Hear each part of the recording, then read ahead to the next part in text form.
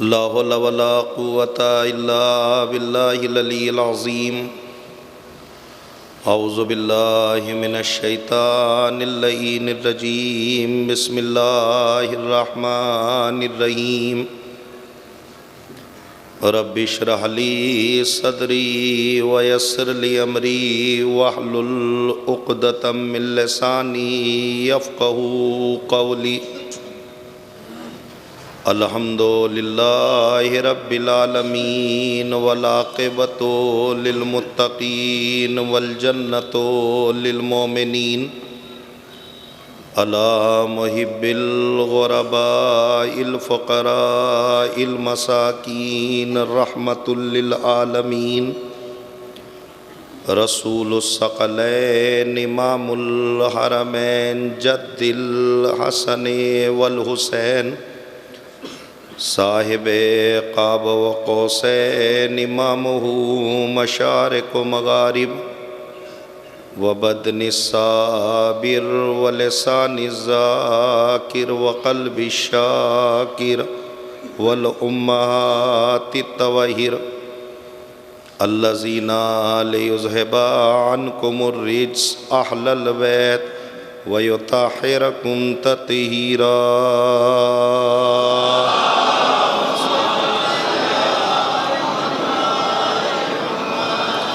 وجلالتہم وولایتہم وشجاعتہم وتشہم اجمعین فاتح باب خیبر قاتل مرحب و انتر شافع یوم محشر ومالک حوض کوثر طالب کل طالب غالب کل غالب علی بن ابی طالب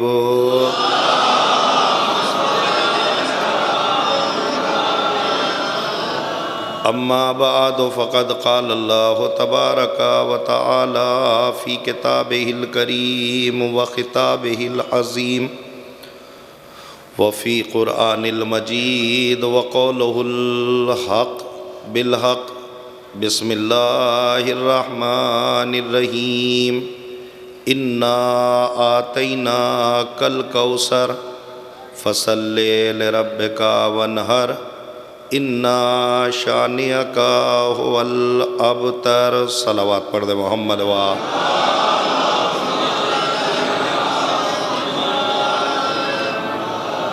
بزرگان عزیز، محترم سامعین، سلسلہ عزائے فاطمیہ کی یہ آخری کڑی آپ کی نظر سماعت ہے۔ اس یقین کے ساتھ کہ جو پیغامات اور معروضات ان عزائے فاطمیہ میں بنام ذکر فاطمہ ہم تک پہنچائے گئے ہیں، وہ ماشاءاللہ بحمدللہ ہماری اور آپ کی سماعت میں کردار کا رخ پیش کریں گے، خود بھی عمل کریں گے اور دوسروں کو بھی آمادہ عمل کرائیں گے تاکہ مقصد عزا اور مقصد مجلس مکمل ہو جائے۔ یہ جو مجالس ہیں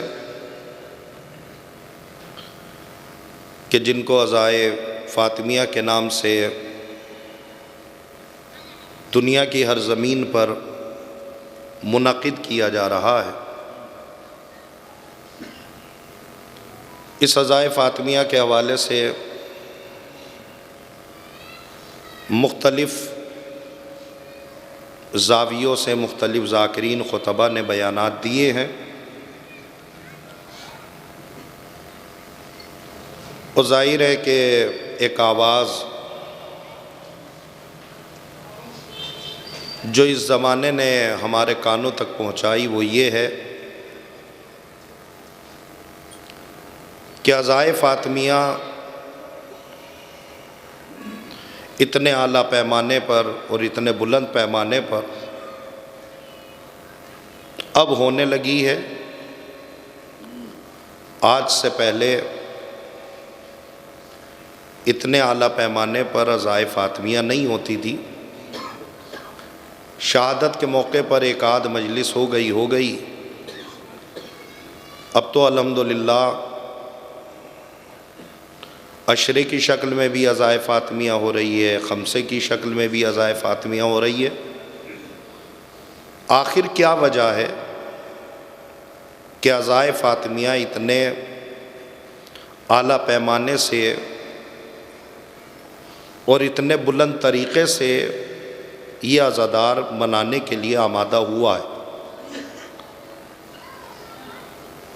تو ظاہر ہے کہ اس کے جوابات علماء، خطبہ، ذاکرین نے الگ الگ زبان میں دیے ہیں۔ مجھ جیسے طالب علم کا تو جواب صرف اور صرف یہ ہے کہ پہلے کے لوگ عزائے فاطمیہ نہیں مناتے تھے، اب کے لوگ عزائے فاطمیہ اتنے اعلیٰ پیمانے سے اس لیے منا رہے ہیں کہ پہلے گمراہی کے اتنے مرکز نہیں تھے۔ پہلے گمراہی کے اتنے مرکز نہیں تھے۔ جب گمراہی کے مرکز کم تھے تو ہدایت کے منارے بھی کم تھے۔ یہ اس فرش اعضا کا صدقہ ہے کہ جتنا تم گمراہی کے دروازے کھولتے چلے جاؤ گے، فرش اعضا کے منارے کھلتے چلے جائیں گے۔ دوسرا جواب جو ظاہر ہے کہ یہ بھی علماء ہی کا جواب ہے، دوسرا جواب یہ ہے کہ عزائے فاطمیہ اتنے بلند پیمانے سے اور اتنا اعلیٰ پیمانے سے کیوں ہو رہی ہے؟ اس کا جو ہے وہ جواب یہ ہے کہ دیکھیے، ہم لوگ تقلیدی لوگ ہیں اور ہم لوگ اصول سے تقلید کرتے ہیں۔ ہمارے مراجع کرام نے کل کہا تھا کہ عاشور کی طرح مناؤ، تو ہم نے عاشور کو عاشور کی طرح منایا۔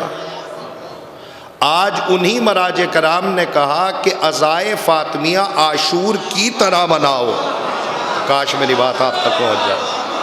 آج ہمارے مراجع کرام نے کہا کہ عزائے فاطمیہ عاشور کی طرح مناؤ، تو ہم لوگ تقلیدی ہیں۔ یہ جملہ ہم حیدرآباد کی زمین میں پڑھ چکے ہیں، حالانکہ خدا کرے بیماری یہاں نہ ہو تو جہاں ہوتی ہے وہاں یہ جملہ پڑھ دیا جاتا ہے کہ عزائے فاطمیہ کی بنیاد ہمارے مراجع کرام نے رکھی ہے۔ تو جو بھی مجتہد اور تقلید کا منکر ہو، اس کو چاہیے کہ عزائے فاطمیہ سے اٹھ کے باہر چلا جائے۔ عزائے فاطمیہ پہ وہی بیٹھے گا جو تقلیدی ہوگا۔ ہمارے مراجع کرام نے کہا کہ عاشور عزائے فاطمیہ کی طرح مناؤ، عزائے فاطمیہ بالکل ایسے مناؤ جیسے تم عاشور مناتے۔ حالانکہ اس کی بہت ساری منزلیں ہیں، مجھے اس مقام پہ نہیں رکنا ہے، بات کو آگے لے جانا ہے کہ عزائے فاطمیہ بالکل عاشور کی طرح مناؤ۔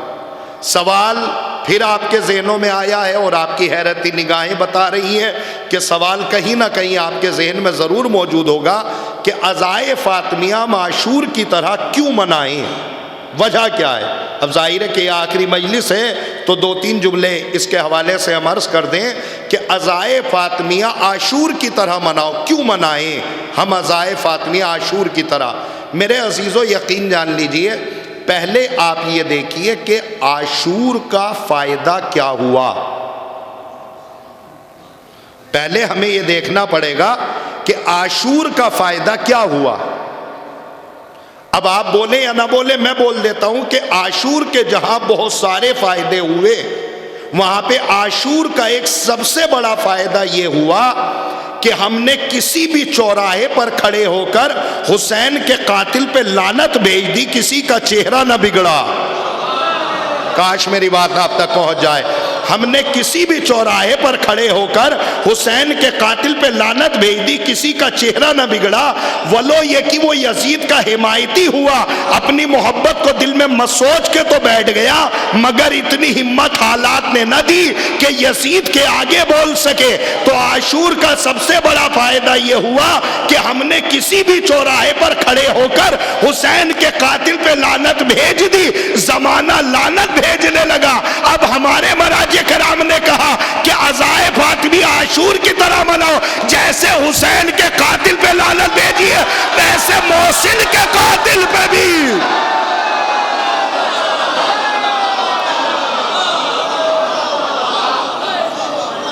کیا میرے عزیزو اب زمانے کی ستم ظریفی ہے؟ میرے عزیزو آپ کی بے پناہ محبت ہوگا، شکریہ، لیکن مجھے ایک جملے کی اجرت چاہیے، وہ میری زبان سے جڑ جائیے گا۔ کیا زمانے کی ستم ظریفی نہیں ہے؟ امام حسن کا قاتل پکڑا گیا، امام حسین کا قاتل پکڑا گیا، اور محسن کا قاتل، دیکھیے یہ ایک کڑوا سچ ہے کہ جس پہ میں اگر بولنے پہ آ جاؤں تو ظاہر ہے کہ مجھے بہت اچھی خاصی گفتگو کرنی پڑے گی۔ میرے عزیزو کیا زمانے کی ستم ظریفی نہیں ہے کہ محسن کا قاتل نقابوں میں گھومتا رہے؟ امام حسن کا قاتل پہچانا گیا، امام حسین کا قاتل پہچانا گیا۔ جب میں نے محسن کے قاتل کی بات کری تو غیر چھوڑیے، اپنے ہی لوگ کہنے لگے ارے مولانا صاحب تھوڑا سنبھل کے پڑھیے گا، تھوڑا سنبھل کے بولیے گا، ورنہ اتحاد کو زد لگ جائے گی، پیشانی پہ پسینہ آ جائے گا۔ اس لیے کہ جب آپ محسن کے قاتل کو کھولیں گے بڑوں کے چہرے سے نقاب پلٹا جائے گا، بڑے پکڑے جائیں گے۔ ارے میاں یہی تو فرش اعضا کا فائدہ ہے۔ تاریخ اٹھا کے دیکھیا، کربلا سے پہلے یزید بھی بہت بڑا تھا۔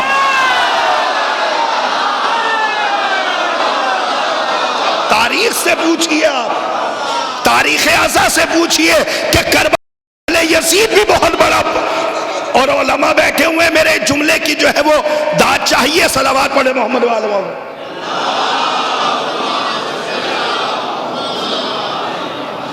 الحمدللہ میرے لفظوں کو آپ تک پہنچانا میری ذمہ داری ہے، جملہ سمجھ لیجئے گا۔ میرے عزیزو آپ خود بتلائیے، اور آپ نے تو ماشاءاللہ الحمدللہ مجھ سے بہتر خطبہ سے سن رکھا ہے، طالب علم کا درس سن لیجئے اور مجھے دعاؤں سے نواز دیجئے۔ آپ خود بتلائیے کہ کربلا سے پہلے یزید کتنا بڑا تھا؟ آپ بولے یا نہ بولے، تاریخیں بولیں گی۔ زمانہ یہ کہتا ہے کہ کربلا سے پہلے یزید اتنا بڑا تھا۔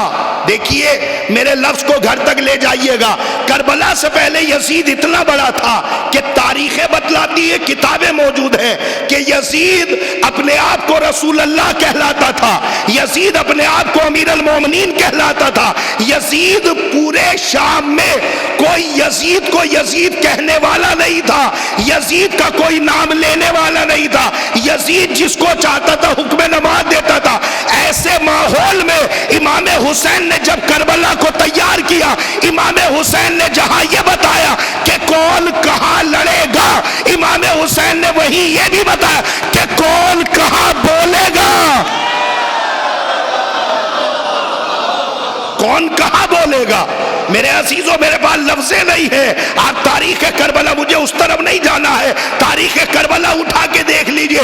امام حسین نے مدینے میں طے کر دیا تھا یہاں زینب بولے گی، یہاں کلثوم بولے گی، یہاں سجاد بولے گے۔ تاریخ کربلا موجود ہے، جہاں زینب بولی ہے وہاں سجاد نہیں بولے، جہاں سجاد بولے ہیں وہاں جناب کلثوم کا خطبہ نہیں ہے۔ اتنا بڑا یزید، یہ تو تاریخوں کے الفاظ ہیں، اتنا بڑا یزید کہ شام میں کوئی یزید کو یزید کہنے والا نہیں تھا، اتنا بڑا یزید۔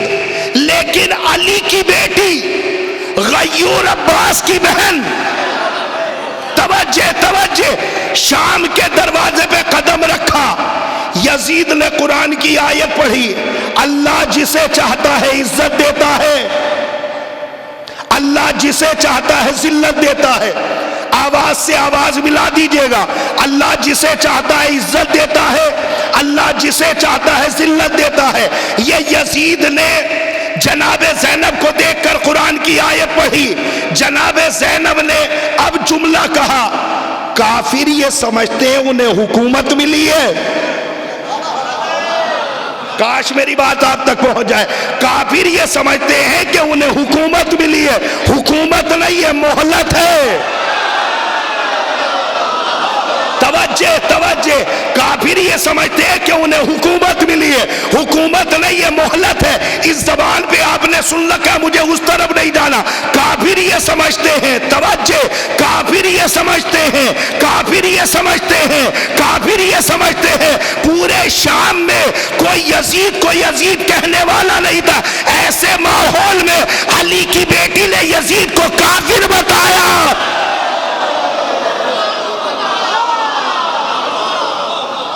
اور یہ تاریخ کی ستم ظریفی ہے. بس میں ایک جملہ کہہ کے اپنے لفظ تک پہنچنا چاہتا ہوں. تاریخ کی ستم ظریفی ہے. میں ادھر نہیں جانا چاہتا جدھر مجھے جانا تھا. تاریخ کی لفظ یہ ہے کہ جناب زینب نے ایک جملہ کہا کہ کافر یہ سمجھتے انہیں حکومت ملی ہے. حکومت نہیں ہے، مہلت ہے. ابھی خطبہ نہیں پڑھ رہا ہوں، میں صرف لفظ مکمل کر کے اپنے منزل کی طرف آ رہا ہوں. اس جملے کا اثر یہ ہوا کہ سفیر روم کھڑا ہو گیا. کھڑے ہو کے کہنے لگا یزید تو بہت بڑا لعنتی ہے، تو نے نواز رسول کو مار ڈالا. توجہ توجہ. سفیر روم کھڑا ہو کے کہتا ہے تو بہت بڑا لعنتی ہے، تو نے نواز رسول کو مار ڈالا. یزید نے کہا اگر اسلام میں سفیر کا قتل جائز ہوتا میں ابھی اجازت دیتا، تیرے سر و تل میں جدائی ہو جاتی. سفیر روم نے دامن جھٹک کے کہا علی کی بیٹی نے تیرا کفر ثابت کر دیا، تو اسلام کی باتیں کیوں کر رہا ہے؟ صلوات پڑھے محمد و آل محمد پر.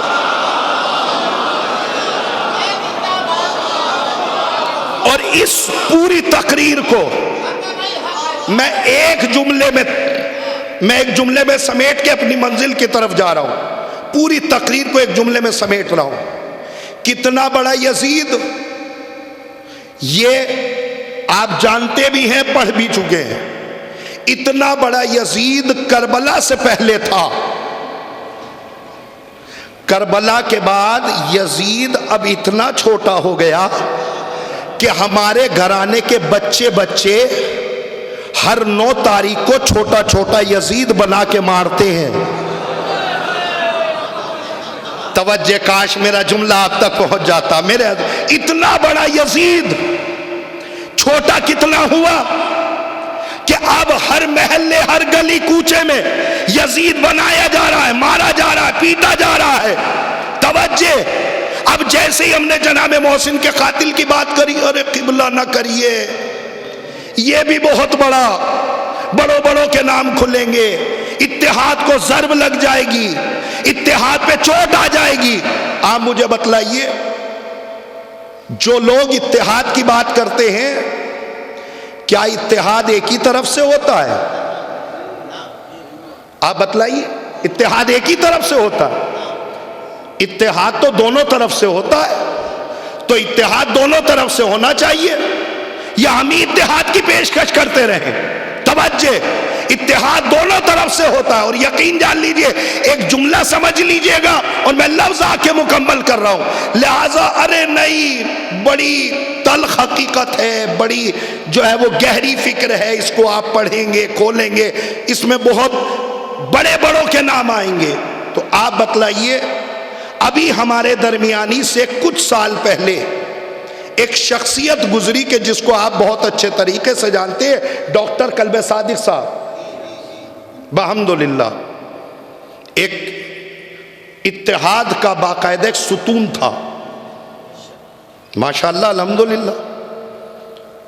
جیسے ہی ڈاکٹر کلب صادق صاحب کا انتقال ہوا اور ان کی نماز جنازہ کچھ لوگوں نے پڑھی تو فتویٰ آ گیا کہ جنہوں نے ڈاکٹر کلب صادق صاحب کی نماز جنازہ پڑھی ہے وہ تجدید نکاح کر لے. وہ تجدید نکاح کر لے.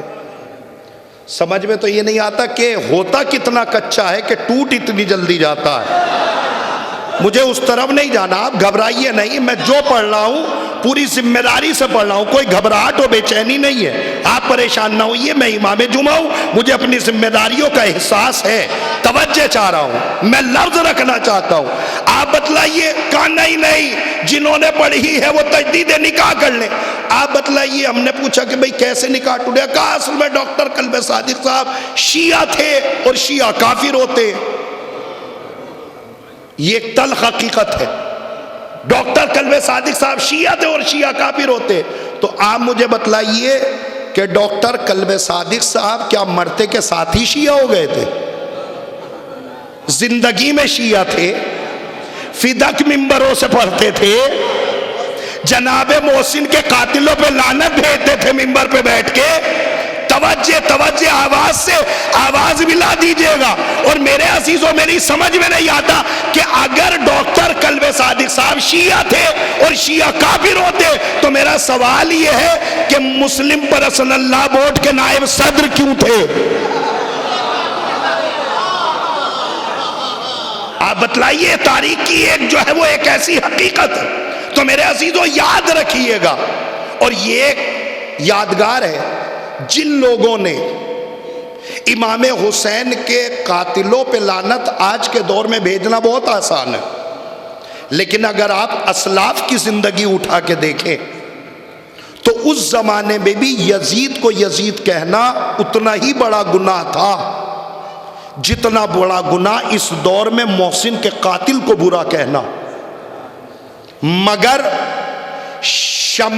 شمع سے شمع جلی قطرہ قطرہ جب سیلاب بنا تو یزید کی طاقتیں چھوٹی نظر آئیں، لہذا یہ آگ چنگاری کا کام کرے گی۔ توجہ، جس دور میں ہم جی رہے ہیں اس دور میں جناب محسن کے قاتل پہ لعنت بھیجنی جتنا مشکل ہے ہم نہ رہیں گے، مگر اس مرحلے کا آغاز کر کے ہم اس دنیا سے چلے جائیں گے، وہ دن ہم نہ دیکھیں گے، ہماری آنے والی نسلیں انشاءاللہ دیکھیں گی کہ ایک دن وہ آئے گا کہ یزید کی طرح کسی بھی چوراہے پر کھڑے ہو کر محسن کے قاتل پہ لعنت بھیج دو نا، ہم نہ رہیں گے۔ صلوات پڑھے محمد و آل محمد پر۔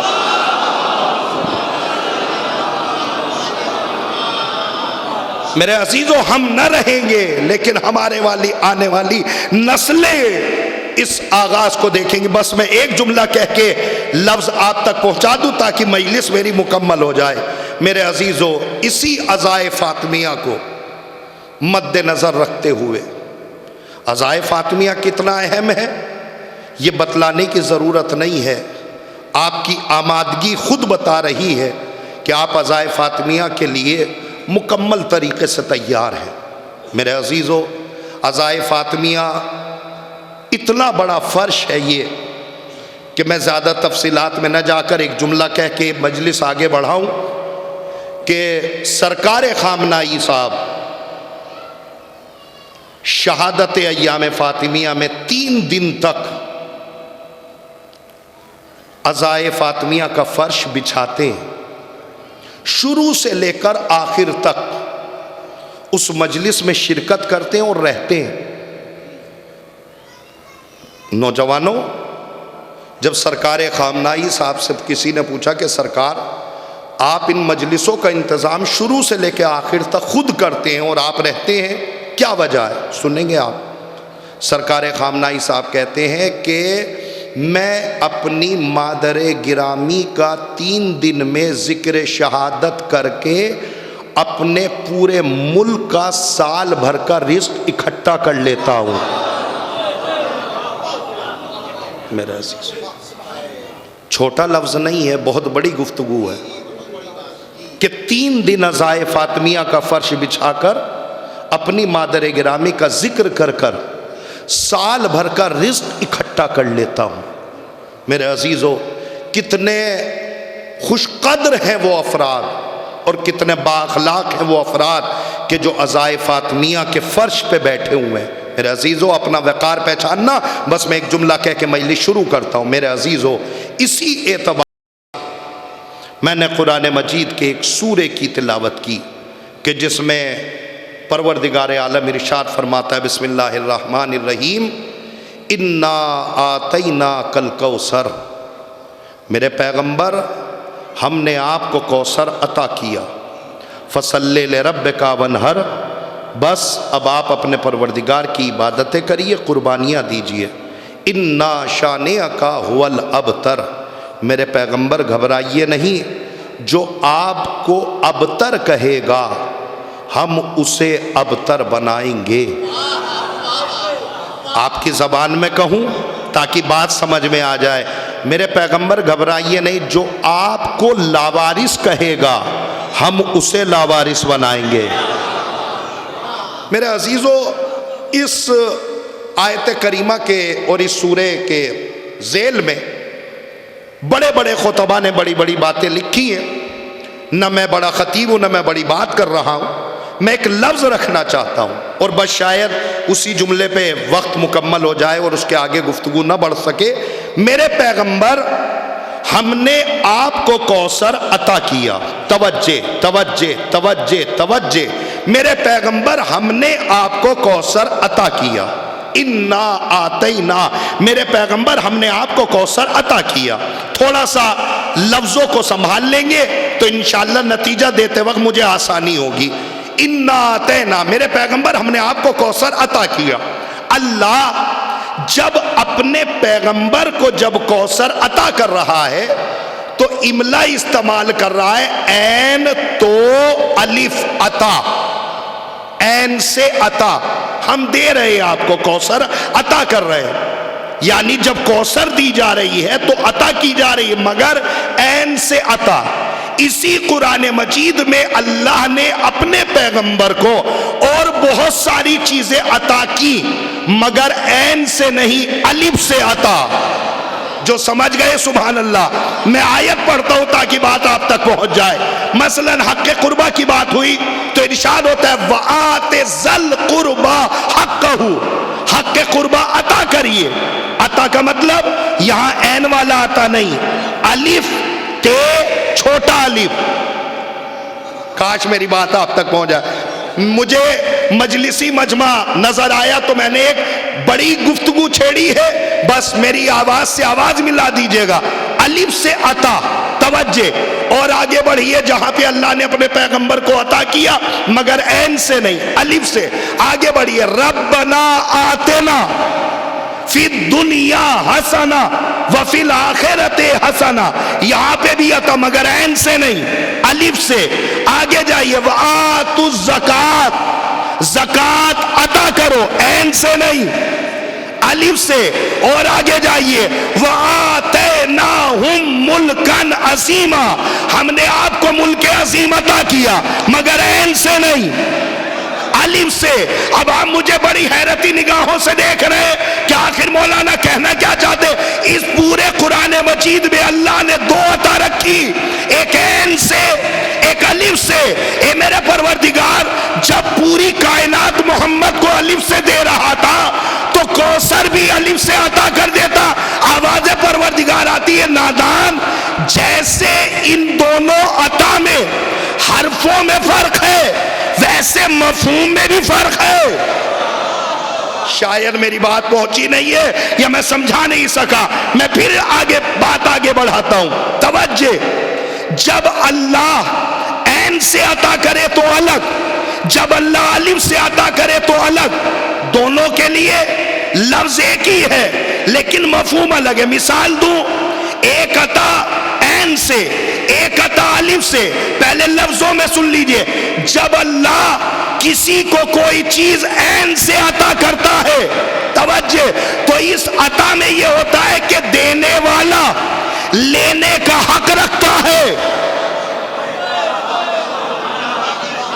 کاش میری بات آپ تک پہنچ جائے. لیکن جب اللہ الف سے عطا کرتا ہے تو دینے کے بعد لینے کا حق نہیں رکھتا. مثال لوں تاکہ بات آپ تک پہنچ جائے.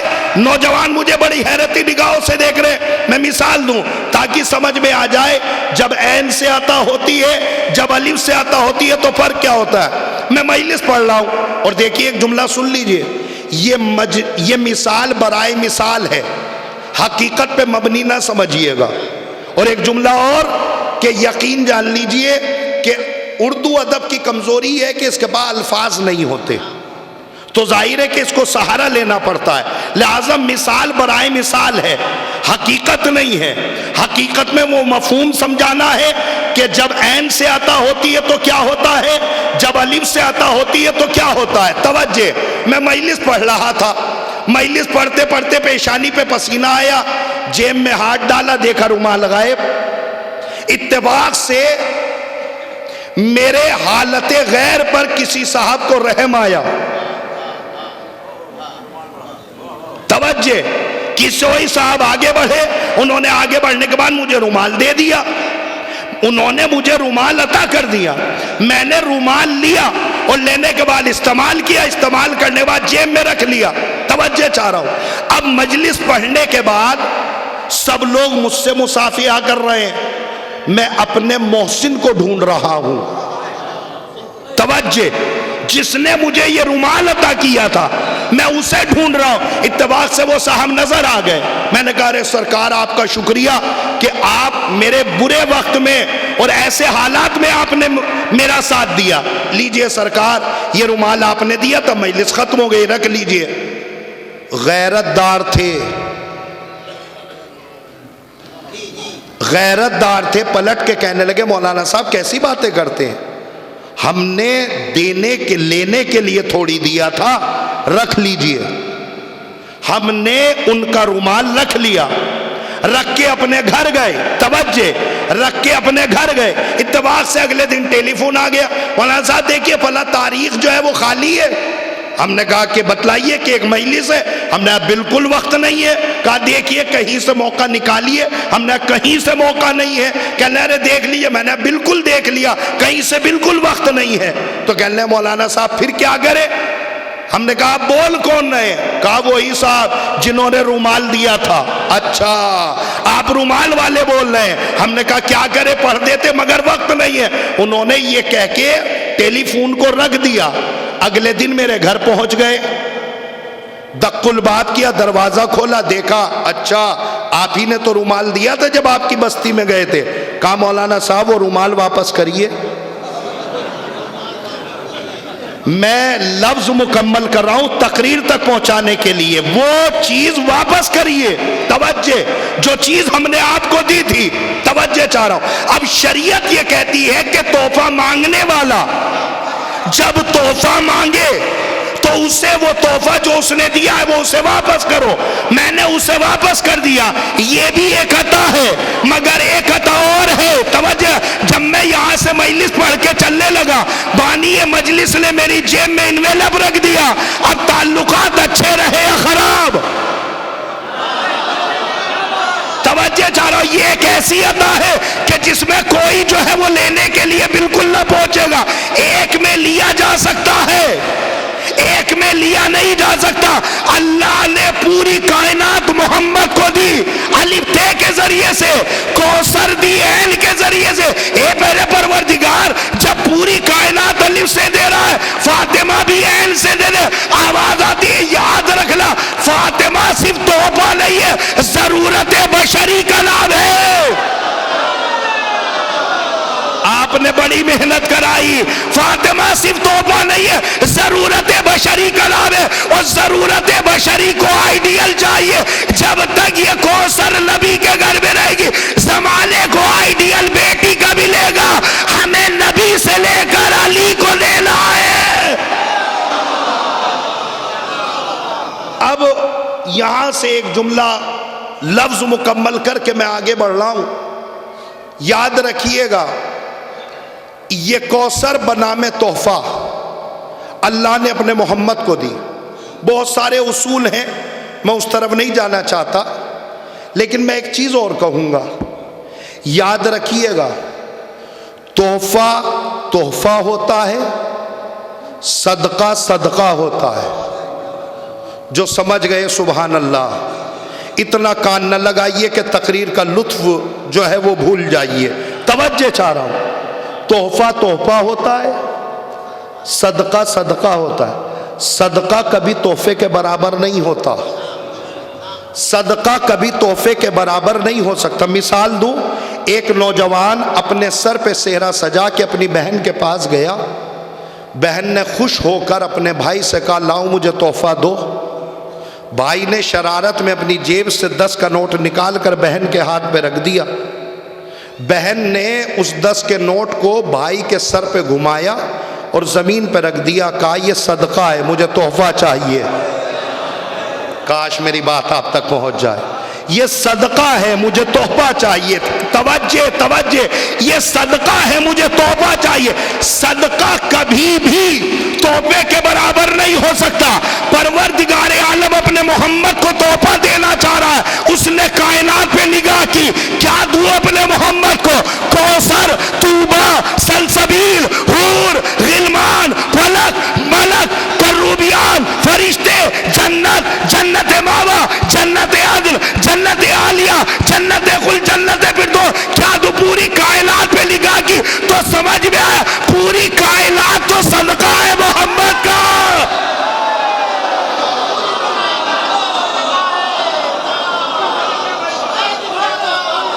پوری کائنات تو صدقہ ہے محمد کا. ہم توجہ میری طرف دیں گے، پوری کائنات تو صدقہ ہے محمد کا. اللہ نے پوری کائنات سے ہٹ کے فاطمہ تحفے بھی دی تاکہ زمانہ پہچانے صدقہ صدقہ ہوتا ہے، تحفہ تحفہ ہوتا ہے.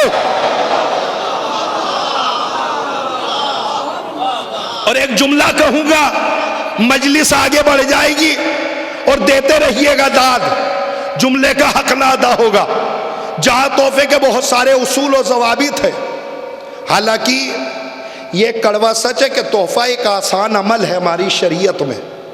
اس کے ماننے والوں نے اس تحفے کو بڑا مشکل کر دیا.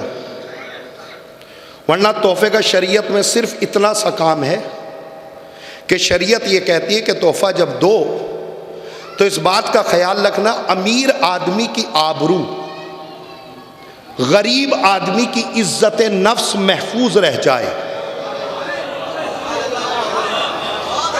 شریعت یہ بتاتی ہے بس امیر آدمی کی آبرو، غریب آدمی کی عزت نفس محفوظ رہ جائے، بس آپ تحفہ دے دیجئے. یہ ہے شریعت کی زبان. ہمارے یہاں کیا ہے؟ ٹیلی فون کر کے پوچھتے ہیں فلاں نے کیا دیا ہے، فلاں نے کیا دیا ہے. اس کا مطلب یہ ہے جو تحفہ آسان تھا ہمارے معاشرے نے اس کو مشکل بنا دیا. اور میں نے کہا نا یہ تقریر آپ کو اگلے برس تک یاد رہے گی. اور ایک جملہ اور پڑھ دوں کہ جب بھی آدمی تحفہ دیتا ہے نا تو اپنی حیثیت کے اعتبار سے دیتا ہے. پڑھے لکھے افراد بیٹھے ہیں، اگر اس جملے پہ ہاتھ اٹھ گئے تو میں سمجھوں گا کہ میری محنت سوارت ہو گئی، میرا اتنی دور سے آنا سوارت ہو گیا. جب بھی کسی کو تحفہ دو اپنی حیثیت کے اعتبار سے دو. جب بھی کسی کو تحفہ دو اپنی حیثیت کے اعتبار سے دو. جب بھی کسی کو تحفہ دو اپنی حیثیت کے اعتبار سے دو. جب بھی کسی کو تحفہ دو اپنی حیثیت کے اعتبار سے دو. جب بھی کسی کو تحفہ دو اپنی حیثیت کے اعتبار سے دو. خبردار عظمت فاطمہ پہ انگلی نہ اٹھانا، حیثیت پروردگار کا نام ہے فاطمہ. ختم ہو گئی بات.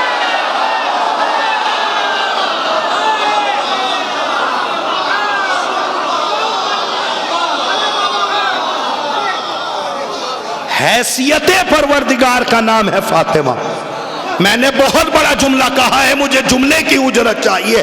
حیثیت پروردگار کا نام ہے فاطمہ. حیثیت پروردگار کا نام ہے فاطمہ. حیثیت پروردگار کا نام ہے فاطمہ. اب کسی میں اتنی ہمت نہیں ہے کہ خدا کی حیثیت کا اندازہ کرے.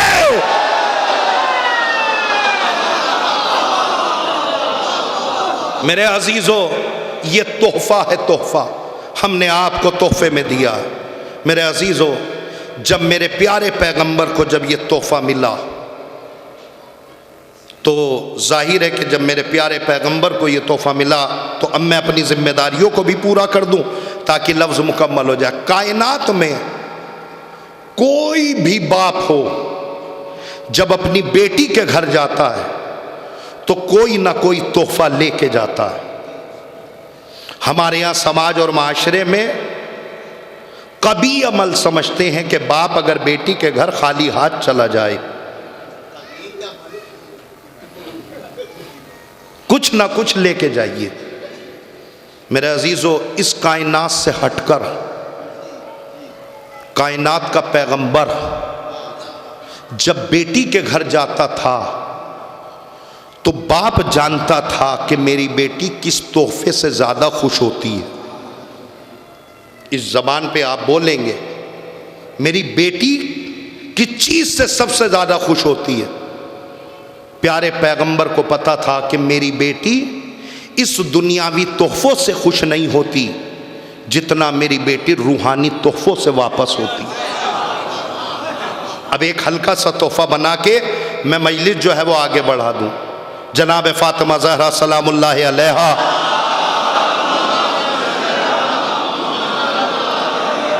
ارشاد فرماتی ہیں، بی بی کہتی ہے کہ ایک دن میں نماز کے بعد وظائف میں مصروف تھی، دروازے پہ دق الباب ہوا، میں نے دروازہ کھولا، دیکھا میرا بابا آیا۔ میرے بابا نے مجھے دیکھا اور ایک جملہ کہا کہ فاطمہ، اللہ کی نگاہ میں سب سے افضل ترین عبادت یہ ہے کہ انسان سونے سے پہلے ایک قرآن مجید ختم کر کے سوئے۔ تحفہ، توجہ، میری بیٹی فاطمہ، اللہ کی نگاہ میں سب سے پسندیدہ عمل یہ ہے کہ جب بندہ سونے لگے تو سارے کے سارے نبیوں کی مدد اپنے شامل حال کر لے اور میری مدد بھی شامل حال کرے۔ اے میری بیٹی، اللہ کے نزدیک بہترین عبادت یہ ہے کہ ایک بندے خدا جب سونے لگے تو سونے سے پہلے ایک حج اور ایک عمرہ کر کے سوئے۔ کتنا مشکل کام ہے۔ ان 5 مجلسوں میں اگر یہ عمل بھی لے گئے تو یہ سوچ لیجئے گا کہ فاطمہ نے یہ تحفہ ہمیں دیا ہے کہ جس کو ہم لے کے جا رہے ہیں۔ جناب فاطمہ نے کہا بابا یہ تو بڑا مشکل کام ہے کہ سونے سے پہلے قرآن مجید ختم، سونے سے پہلے سارے نبیوں کی مدد، سونے سے پہلے ایک حج اور ایک عمرے کا ثواب کیسے ممکن ہے؟ پیارے پیغمبر نے کہا بیٹی آج میں تیرے گھر یہی تو تحفہ لے کے آیا ہوں۔ بیٹی فاطمہ آج میں تیرے گھر یہی تو تحفہ لے کے آیا ہوں۔ کہا بابا بتلائیے کیا ہے یہ تحفہ، کیسے کیا جائے؟ کہا بیٹی سنو، ہر سونے والا سونے سے پہلے ایک مرتبہ سورہ الحمد، 3 مرتبہ سورہ قل هو اللہ کی تلاوت کرے، اللہ ختم قرآن کا ثواب اس کے نامہ اعمال میں لکھ دے گا۔ اے میری بیٹی فاطمہ، اگر تم یہ چاہتی ہو کہ سارے نبیوں کی مدد اور میری مدد تمہارے شامل حال ہو جائے تو بیٹی محمد و آل محمد پہ صلوات کی تسبیح پڑھ لیا کرو۔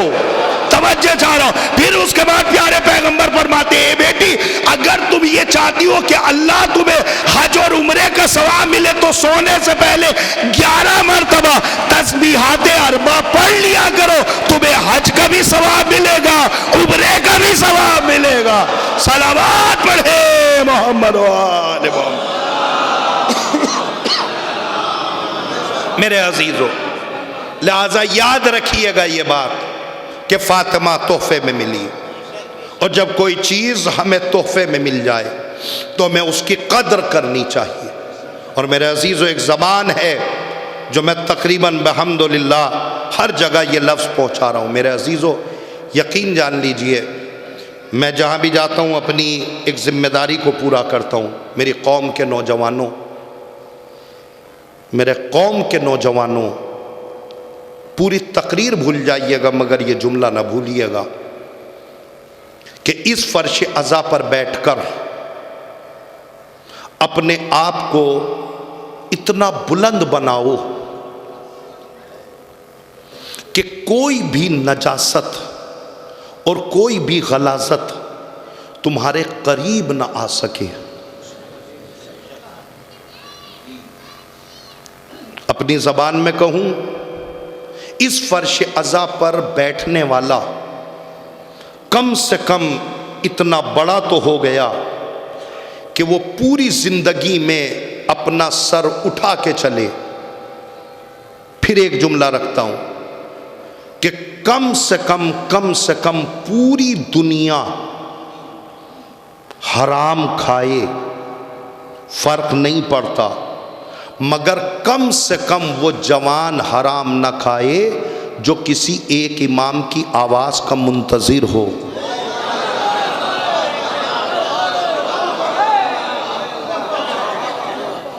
میں نے بہت آسانی سے یہ جملہ کہہ دیا، شاید یہ جملہ قابل تشریح ہو جائے کہ حرام کھانے سے امام کی آواز سنائی تو دیتی ہے، سمجھ میں نہیں آتی۔ میں زور کیوں دے رہا ہوں اس بات پہ؟ اس لیے کہ ضرورت ہے اس بات کی سماج میں۔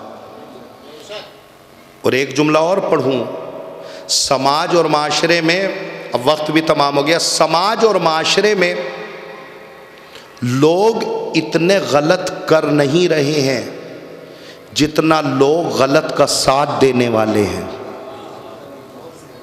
یہ کڑوا سچ ہے، آپ مانیں یا نہ مانیں، لوگ اتنا غلط کر نہیں رہے ہیں جتنا غلط کرنے والوں کا ساتھ دینے والے لوگوں کی تعداد ہے۔ اگر یہ غلط کرنے والوں کا ساتھ دینے والے ساتھ دینا چھوڑ دیں تو غلط کرنے والے غلط کرنا چھوڑ دیں۔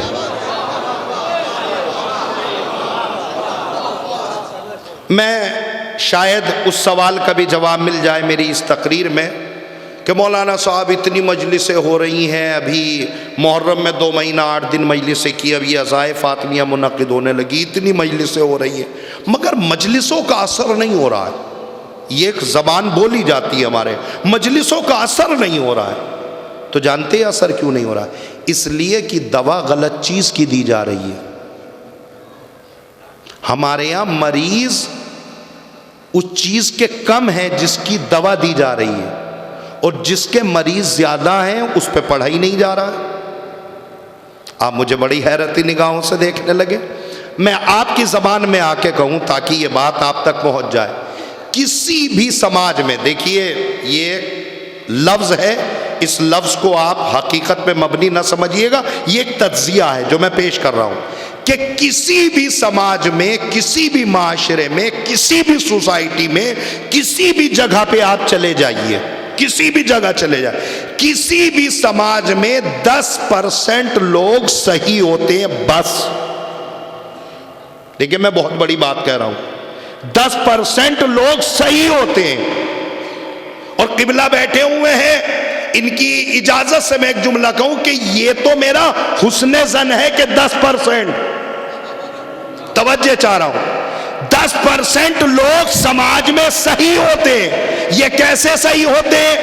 جب بولیں گے حق، جب بولیں گے صحیح، جب دیں گے صحیح کا ساتھ دیں گے، یعنی معاشرے میں کبھی یہ غلط نہیں کرتے، ہمیشہ صحیح صحیح صحیح۔ ایسے لوگ سماج میں ہوتے ہیں 10%، اسی سماج میں 10% لوگ غلط ہوتے ہیں، توجہ، اسی سماج میں 10% لوگ غلط ہوتے ہیں۔ یہ کیسے غلط ہوتے ہیں؟ جہاں بیٹھیں گے لڑائی، جہاں بیٹھیں گے جھگڑا، جہاں بیٹھیں گے فساد، جہاں بیٹھیں گے خاندان کو لڑا دیں گے، جہاں بیٹھیں گے بھائیوں کو لڑا دیں گے، جہاں بیٹھیں گے انجمنوں کو لڑائیں گے، جہاں بیٹھیں گے خاندان کو لڑائیں گے۔ ایسا لگتا ہے ایسے لوگوں کو دیکھ کر اللہ نے انہیں پیدا ہی کیا ہے جھگڑا کرانے کے لیے۔ توجہ، ایسے لوگ ہیں سماج میں 10% صحیح، 10% غلط، توجہ جا، 10% صحیح، 10% غلط۔ کسی بھی سماج کا جب نتیجہ نکالا جاتا ہے تو 100 میں سے نکالا جاتا ہے 10 صحیح 10 غلط، 10 صحیح میں چلے گئے 10 غلط میں چلے گئے۔ ہم نے کہا بیچ میں کتنے بچے؟ کہا 80۔ ہم نے کہا یہ بتلائیے یہ 80% کون ہے؟ توجہ، کاش میرے الفاظوں کی ترجمانی کر سکے اور وقت تمام ہو جائے گا. یہ 80% کون ہے بھائی؟ 10 تو صحیح ہو گئے، 10 غلط ہو گئے. یہ 80 کون ہے؟ 80%. سماج نے انہیں ایک آواز دی، یہ ہے بیچارے. سماج نے انہیں آواز دی، یہ ہے بیچارے. ہم نے کہا بیچارے؟ کہا ہاں یہ بیچارے. ہم نے کہا میں سمجھا نہیں بیچارے. کہا یہ بیچارے مومن ہے. آپ سے کس نے بتایا کہ مومن بیچارہ ہوتا ہے؟ ہم نے تو کہیں نہیں پڑھا مومن بیچارہ ہوتا ہے. امام صادق فرماتے ان المومن اشد من زبر الحدید، مومن لوہے سے زیادہ مضبوط ہوتا ہے. آپ نے مومن کو بیچارہ کیسے کہہ دیا؟ کہا یہ بیچارے. ہم نے کہا ان کا کام بھی تو بتاؤ، یہ تو صحیح ہو گئے، یہ غلط ہو گئے، ان کا کام کیا؟ کہا یہ اتنے بڑے بیچارے، یہ بولتے ہی نہیں، ادھر بھی رہتے ہیں ادھر بھی رہتے ہیں. آج میری بات آپ تک پہنچ جائے.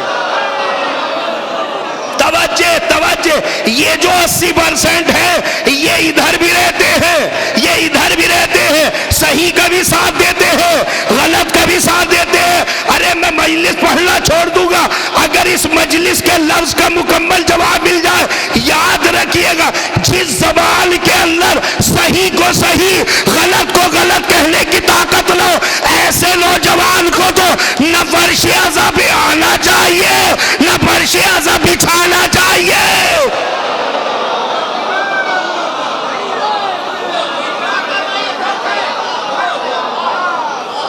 یہ کون سی بات ہوئی؟ ادھر بھی ہاتھ رکھے ادھر بھی ہاتھ رکھے، کھانا ادھر کھا رہے، پانی ادھر، چائے ادھر پی رہے اور ادھر جو ہے وہ باتیں کر رہے. یعنی یہ ایسے بیچارے ہیں، کاش میرے لفظوں کی ترجمانی ہو جائے. یہ ایسے بیچارے ہیں کہ ادھر بھی رہتے ادھر بھی رہتے، ادھر بھی برابر رکھتے ادھر بھی. سماج انہیں کہتا ہے بیچارہ، سماج انہیں کہتا ہے بیچارہ، سماج انہیں کہتا ہے مومن، سماج انہیں مومن کہتا ہوگا، قرآن انہیں منافق کہتا ہے.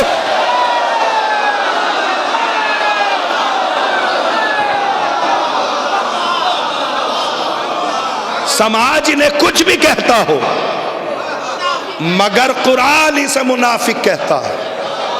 جس زبان میں یہ ترجمہ ہو سکتا تھا اس زبان میں ترجمہ کر لیجئے گا. دیکھیے ایک جملہ اور سن لیجئے، میری مجلس کے بعد کوئی یہ نتیجہ نہ نکال لے کہ مولانا کے کان میں کسی نے پڑھ دیا. ابھی اتنے برے وقت نہیں آئے کہ کان بھرنے پہ پڑھنے لگے. دیکھیے ظاہر ہے کہ ہر جگہ جاتے رہتے اور امام جمعہ بھی ہے تو ظاہر ہے کہ ہر چیز دیکھ رکھی ہے. تو میرے عزیزو یہ بات کوئی بتانے کی نہیں ہے، یاد رکھیے گا میرے عزیزو. آپ خود بتلائیے، اب آپ کو اس چیز کا جواب بھی مل جائے گا. میرے عزیزو آپ کا 1 گھنٹے سے زیادہ وقت ختم ہو گیا. میرے عزیزو آپ خود بتلائیے. اب سمجھ میں آیا کہ مجلسوں کا اثر کیوں نہیں ہو رہا ہے؟ سماج میں مریض کس چیز کے ہیں اور دوا کس کی دی جا رہی ہے؟ جھوٹ پہ پڑھیے، غیبت پہ پڑھیے، فلاں پہ پڑھیے، فلاں پہ پڑھیے. ارے جس پہ آپ پڑھوا رہے اس کے مریض 10% ہے. کاش میری آواز آپ تک پہنچ جائے اور یہ جملہ مکمل طریقے سے ایام عظام سلسلے سے جڑتا ہے. اس مقام پہ اس سلسلے کو نہیں جوڑنا چاہتا، یقین جان لیجئے. آپ علاج 80 کا کر دیجئے. اگر یہ 80 اپنے منزل کمال پہ آ جائیں تو 10 ان کو صحیح مل جائیں گے، یہ ہو جائیں گے 90 کے اندر اتنی طاقت ہوتی ہے کہ 10 خراب کو بھی صحیح کر لیں گے. سماج اور معاشرہ جب خراب ہوتا ہے جب یہ 80 اپنے منزل کمال پہ آ کے 10 خراب کو اپنے ساتھ ملا کے 90 کر لیتے، 90 کی جمہوریت لے کر 10 صحیح کو غلط کہنے لگتے ہیں. اور یاد رکھیے گا یہ لفظ جانا پہچانا سا ہے نا، منافق جانا پہچانا سا ہے. جس زبان میں جو لفظ ہے وہ اس زبان میں کہیں اس لفظ کو چاپلوس کے نام سے جانا جاتا ہے، کہیں اس لفظ کو تھالی کے بینگن کے نام سے جانا جاتا ہے، مگر قرآن اور شریعت کی زبان میں اسے منافق کہا جاتا ہے۔ تھالی کا بینگن سمجھ لیجئے، چاپلوس سمجھ لیجئے، کچھ بھی سمجھ لیجئے، مگر قرآن اسے منافق کہتا ہے۔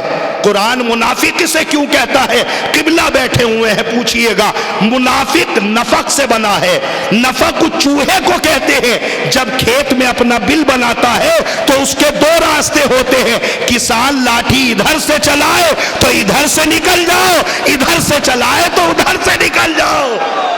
آپ کیا سمجھ رہے مجھے نہیں پتا۔ دیکھیں میں منافق کو سمجھا رہا ہوں، آپ کیا سمجھتے ہیں مجھے نہیں پتا میرا۔ لہٰذا میری قوم کے نوجوانوں یاد رکھیے گا، ہمیں علاج ان لوگوں کا کرنا ہے۔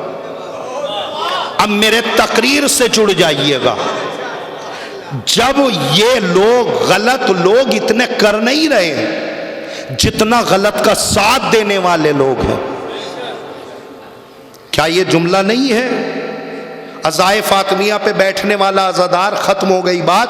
عزائے فاطمیہ کے فرش پر بیٹھنے والا عزادار جہاں جناب فاطمہ کے اوپر آنسو بہا رہا ہے اور سیرت فاطمہ کو سن رہا ہے، وہاں جناب فاطمہ کا جو ہے وہ ایک جملہ نہیں ہے کہ میرے اوپر آنسو وہ نہ بہائے کہ جس نے اپنے بھائی کا حق دبایا ہو۔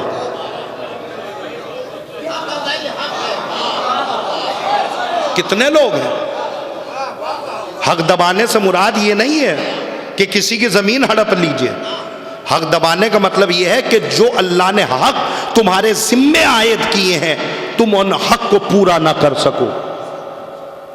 لہٰذا یاد رکھیے گا، شہزادی کے فرش عزا پہ آ کے اپنے آپ کو باکردار بنائیے میرے عزیز۔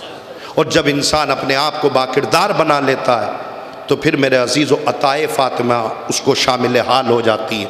بس میرے عزیزو میں اس لفظ کو روک رہا ہوں، انشاءاللہ کسی موقع پہ آئیں گے تو عرض کیجئے گا تو انشاءاللہ میں اس لفظ سے آگے مجلس سنا دوں گا۔ میرے عزیزو یقین جان لیجئے، فاطمہ میرے محمد ہم نے آپ کو تحفے میں دی ہے۔ تحفے کے جہاں بہت سارے اصول علماء نے پڑھے ہیں، وہاں علماء نے اپنی کتاب میں یہ بھی لکھا ہے کہ تحفے کا آخری اصول یہ ہے کہ جب تمہیں کوئی چیز تحفے میں ملی ہو اور جب مانگنے والا اس تحفے کو واپس مانگے تو اسے تحفہ ویسے ہی واپس کرو جیسا تمہیں ملا تھا۔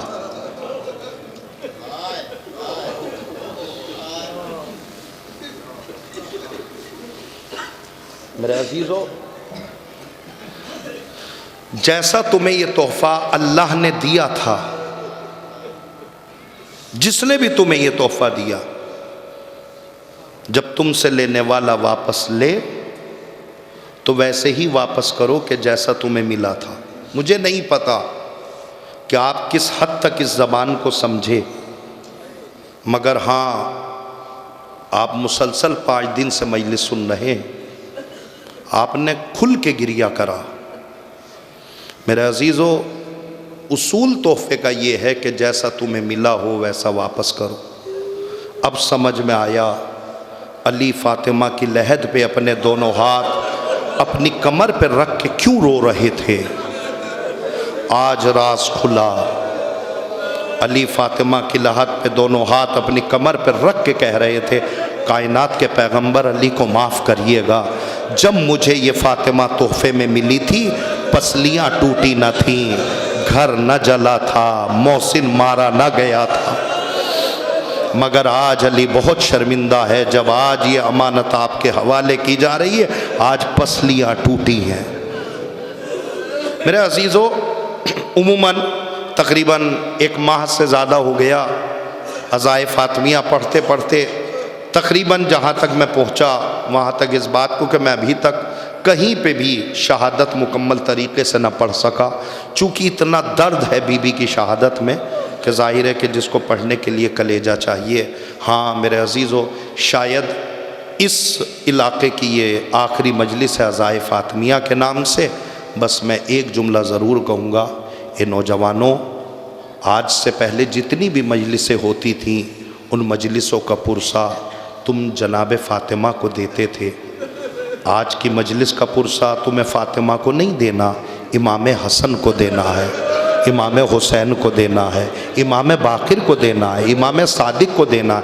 मैं नौजवानों से बिलखुसूस कहूँगा और फर्श अज़ा पर बैठने वाले से कहूँगा, ज़रा संभल के गिरिया करना, ज़रा संभल के बैठना। पता नहीं किसके पहलू में इमाम हसन बैठे हुए हों, किसके पहलू में इमाम हुसैन बैठे हों, किसके पहलू में इमाम बाकिर बैठे हों। हाँ, अजरकुम अल्लाह, आपकी आंखों में आंसू आ गए, अगर रोना ना आया करे सरों को नीचे कर लिया करो, सर को नहला लिया करो और खालिक से दुआ किया करो कि परवरदिगार इन आंखों में इतना पानी भर दे जब भी निकले बना में फातिमा निकले। मेरे अजीज़ों, कितना दहाड़े मार के रो रहे हो, कैसे बिलक बिलक के रो रहे हो। तुम्हारी आवाज़ गिरिया मेरे कानों तक आ रही है, तुम्हारी आवाज़ गिरिया बाहर तक मोमिनीन तक जा रही है, तुम्हारी आवाज़ गिरिया बाहर इलाके तक जा रही है। कितने खुश नसीब हो, तुम फातिमा के नाम पे रो रहे हो, तुम फातिमा के नाम पे रो रहे। मुझे तो वो जुमला नहीं भूलता कि फातिमा का जनाजा रखा हुआ है, फातिमा के बच्चे दिल खोल के रोना भी चाहते तो रो नहीं पा रहे, बल्कि अपने हाथों की आस्तीनें अपने मुंह में दबाए हुए हैं कि कहीं ऐसा ना हो कि हमारी आवाजें हमारे घर से बाहर चली जाए। अजर हाँ, बुलंद आवाज से रोइए, दिल खोल के रोइए। हाँ मेरे अजीजों, और एक जुमला और कह के मैं मसाइब शुरू करता हूं। याद रखिएगा, आज जब मजलिस खत्म हो जाए ना, तो मजलिस खत्म होने के बाद जब बाहर निकलना तो निकलते वक्त अपने सर को झुका के निकलना, सर को झुका के निकलना, सर को झुका के निकलना यहां से जब अज़ा खाने से जाना। इसलिए कि इतना आप भी जानते हैं, किसी की माँ की मजलिस हो, कोई आए ना आए, औलाद जरूर आती है। आज हमने फातिमा का आज़ा बिछाया, कोई आए ना आए, इमाम हसन भी आए होंगे, इमाम हुसैन भी आए होंगे। अरे कोई आया हो या ना आया हो, जमाने का इमाम भी आया होगा। अजरकुम अल्लाह। मेरे अजीजों, हाँ इतना आप भी जानते हैं, जब किसी की माँ की मजलिस होती है ना, तो औलाद फर्श अज़ा पे नहीं बैठती, औलाद बाहर खड़ी हो जाती है, आने वाले का शुक्रिया अदा करती है। जब कोई वापस जाने लगता है, उसकी औलाद शुक्रिया अदा करती है। अरे तुम्हारा शुक्रिया, तुम हमारी माँ की मजलिस में आए हो। अरे कितने खुश नसीब हो जब आज मजलिस करके जाओगे। इमाम हसन शुक्रिया अदा करेंगे, इमाम हुसैन शुक्रिया अदा करेंगे, और सिर्फ यही नहीं, ख्वातीन में जनाब ज़ैनब शुक्रिया अदा करेगी। अजर अल्लाह तुम्हें कोई गम ना दे। हाँ, मैं लफ्ज मुकम्मल कर चुका, बस मुझे एक जुमला पढ़, थोड़ा अपने आप को संभाल लो ताकि मैं लफ्ज आप तक पहुंचा दूं। हाँ, बुलंद आवाज से रोइए, और जिसको जब जिस मरहले पे रोना आ जाए वो उस मरहले पे रो ले, इंतजार न करिएगा, इसलिए कि आज की ये शब इंतजार की नहीं है, आज ये आखिरी गिरिया है। रोना चाहते हो, आंखें बंद करो, जरा एक लम्हे के लिए सोचो, एक लम्हे के लिए सोचो कि खुदा न खास्ता, खुदा न खास्ता, खुदा न खास्ता, खुदा न खास्ता किसी घर का इलाका बाइकाट कर दे, पूरा महल्ला बाइकाट कर दे,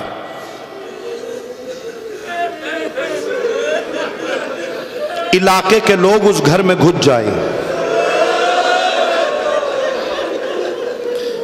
इलाके के लोग उसकी नामूस पे हाथ उठा दे। पत्थर का कलेजा है, गोश्त का टुकड़ा बर्दाश्त नहीं कर सकता, नामूस पे हाथ छोड़ दे, और जो उस घर का मुखिया हो ना, सरदार जो बड़ा हो उस घर का, उसके गले में रस्सी का फंदा डालकर बाहर घुमाओ। खुदा ना खास्ता किसी घर के साथ ऐसा हो जाए, खुदा ना करे, खुदा ना करे। मुझे इंसाफ से बताना, अगर किसी घर के साथ ऐसा कुछ हो जाए तो सबसे ज्यादा असर उस घराने में, उस घर में उसके ऊपर पड़ता है जो उस घर में सबसे ज्यादा छोटा होता है। काश मेरी बात आप तक पहुंच जाए। اگر کسی کے گھر میں یہ حادثہ ہو جائے تو اس گھر میں سب سے زیادہ اثر اس پہ ہوتا ہے جو سب سے زیادہ چھوٹا ہوتا ہے۔ مجھے نہیں پتا فاطمہ کے گھر پہ آگ لگی، فاطمہ کی پسلیاں ٹوٹی، فاطمہ کا محسن مارا گیا، اب الحسن کے گلے میں رسی کا پھندا ڈالا، اب جو میں نے در فاطمہ کو اٹھا کے لے گا، در فاطمہ میں جو سب سے چھوٹی شخصیت تھی وہ کوئی اور نہیں جناب زینب تھی کہ جن کی عمر مبارک 4 سال۔ اللہ، جن کی عمر کتابیں بتاتی ہے کہ جناب زینب کی عمر 4 برس کی ہے۔ میرے عزیزوں مجھے نہیں پتا، آج فاطمہ کی پسلیاں توڑی گئی، زینب 4 سال کی ہے، زینب کے سر سے چادر چھلے گی، سکینہ 4 سال کی رہے گی۔ اجرکم اللہ، بہت رو چکے آپ، دل کھول کے رو چکے، اللہ تمہارے گریہ کو قبول کرے۔ ہاں مولا آ جائیے، عزادار آمادے گریہ ہو گئے، مولا آ جائیے اپنی جدہ ماجدہ کا پرسہ لے لیجئے، مولا ہمیں معاف کیجئے گا، ہم اس طریقے سے تو گریہ نہ کر سکے جیسے گریہ کرنا چاہیے تھا، مولا ہمارے اس قلیل سے گریہ کو قبول کریے گا۔ میرے عزیزو، میں لفظ مکمل کروں، تاریخ کہتی ہے کہ جب جناب فاطمہ باہر گئیں، جناب فاطمہ دربار سے 7 گھنٹے کے بعد آئی، برداشت کر لیجئے گا، جناب فاطمہ واپس 7 گھنٹے کے بعد آئی۔ روایت کہتی ہے کہ جناب فاطمہ جب چلی گئیں تو جناب زینب سب سے چھوٹی ہیں، جناب زینب کو ماں یاد آئی، اگر اب بھی رونا نہ آئے تو اپنی حقیقی ماں سمجھ کر رو لینا۔ جناب زینب کو یاد آیا کہ میری ماں، کافی وقت ہو گیا میری ماں نہیں آئی۔ روایت کہتی ہے کہ جناب زینب اپنے صحن خانہ میں آئیں اور اپنے صحن خانہ میں آنے کے بعد اپنے دونوں ہاتھوں کو بلند کر کے کہا، پروردگار، میرے عزیزو کاش بھی یہ جملے مجھ سے پڑھ لی جائے، اے میرے پروردگار تجھے اس چادر کا واسطہ میری ماں کو واپس کر دے۔ اتنا کہنا تھا کہ جناب زینب نے جیسے ہی یہ جملے کہے دروازے پہ دق الباب ہوا، جناب زینب نے دروازہ کھولا۔ اب انصاف سے بتانا، جب گھر کا کوئی بڑا آتا ہے تو جب گھر کے چھوٹے پہنچتے تو ان کی 2 عادتیں ہوتی ہیں، وہ پہلے اپنے بڑے کے چہرے کو دیکھتے ہیں پھر پیروں کو دیکھتے ہیں۔ میں نے مصائب پڑھ دیے۔ جناب زینب نے جیسے دروازہ کھولا دیکھا اماں، جناب زینب نے اپنی ماں کے چہرے کو دیکھا تو دیکھا ماں کی آنکھوں میں آنسو ہیں۔ ہاں ایسے ہی رو لیجئے، معاف کیجئے گا اگر مصائب زیادہ ہو جائے۔ جناب زینب نے فوراً جب چہرے سے نگاہ اٹھائی تو ایک مرتبہ جیسے ہی قدموں پہ نگاہ کری، مجھے نہیں پتا کہ زینب کو کیا نظر آیا، لیکن مقتل کہتا ہے کہ زینب واپس جا رہی تھی اور کہتے جا رہی تھی، اماں آپ کو کسی نے بیٹھنے کے لیے نہیں کہا؟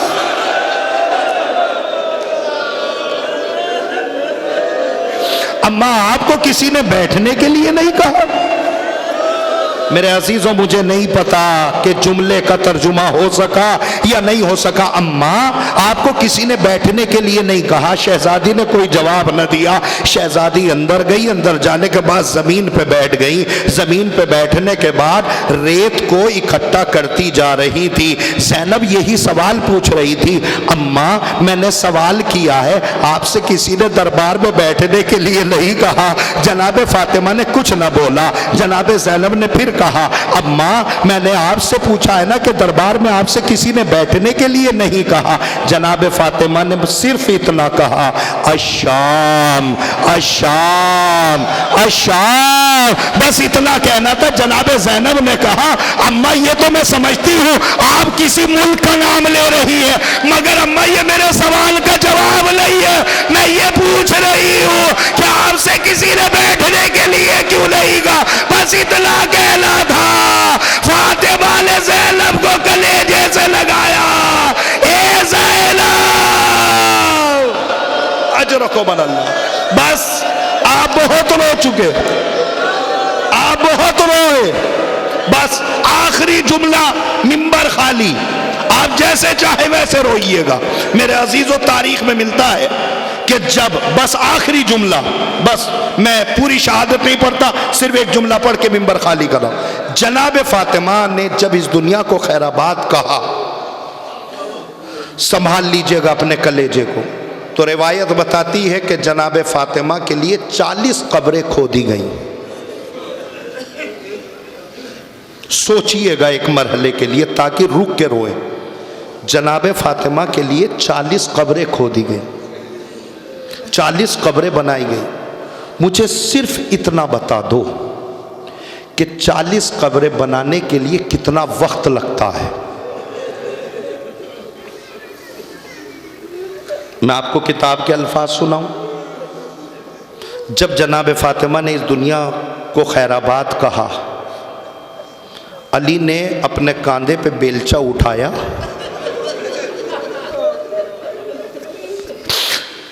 अली कब्रिस्तान चले गए। काश इस जुमले का मैं तर्जुमा कर सकूं। अली बाहर चले गए। मुझे इंसाफ से बताना, आज फातिमा के जनाजे पे कौन है बड़ा जो बच्चों को संभाले? मेरे अजीजों, मेरे से तर्जुमा ना हो सकेगा। तारीख कहती है कि मौलाए कायनात ने 40 कब्रें बनाई। अमीर कायनात ने 40 कब्रें बनाते बनाते अली को आधी रात गुजर गई। अली आधी रात के बाद कब्रें बना के जैसे ही घर में वापस आए, जनाब ज़ैनब ने जैसे ही अपने बाबा को देखा, जनाब ज़ैनब अपने बाबा के कदमों पे गिर के कहती है, बाबा आपका शुक्रिया, इसलिए कि मैं तो ये समझ रही थी इधर माँ भी हमें छोड़ के चली गई, उधर बाबा भी मुझे छोड़ के चले गए। अजरकुम अल्लाह। लीजिए, मैंने मिंबर खाली कर दिया। अमीर कायनात ने ज़ैनब को उठाया, सबसे छोटी शख्सियत है ना इस घराने की, जनाब ज़ैनब को उठाया। जनाब ज़ैनब को उठाने के बाद कलेजे से लगाया और एक जुमला कहा, बेटा ज़ैनब, मैं तेरी माँ के लिए कब्रें बना रहा था। जो समझ गए रोने के लिए जुमला काफी है। ए बेटा ज़ैनब, मैं तुम्हारी माँ के लिए कब्रें बना रहा था। जनाब ज़ैनब भी आलिम है, गैर मुअल्लमा है, इसलिए कि लफ्ज समझ गई कि लफ्ज तो जमा का इस्तेमाल किया, कब्र नहीं कहा, कब्रें कहा है। जनाब ज़ैनब ने कहा, बाबा ये तो बतलाइए मेरी माँ के लिए आपने कितनी कब्रें बनाई है? अली मुर्तज़ा ने एक जुमला कहा, बेटा ज़ैनब, मैंने तुम्हारी माँ के लिए 40 कब्रें बनाई है। काश तर्जुमा हो जाए इस लफ्ज का, ए बेटा ज़ैनब, मैंने तेरी माँ के लिए 40 कब्रें बनाई है। जनाब ज़ैनब ने एक जुमला कहा, ए बाबा, मेरी माँ के लिए तो एक कब्र काफी है, ये 40 कब्रें क्यों बनाई जा रही है? अली ज़मीन